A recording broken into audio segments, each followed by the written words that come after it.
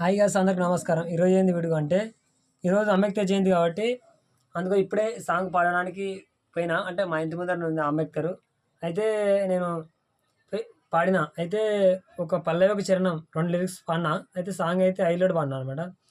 పాడిన తర్వాత చెప్పేసిన నాకు ధైర్యం చాలట్లేదు, అందుకోసమే డ్రాప్ చేసేసిన సాంగ్ని. సాంగ్ అయితే ఓన్గానే రాసినాను. అయితే సాంగ్ అయితే సూపర్ ఉంది.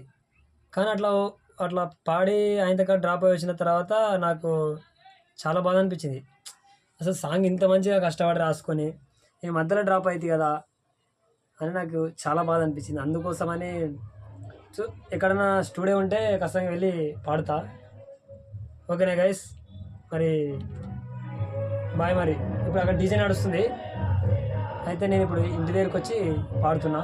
ఓకేనా గైస్ మరి.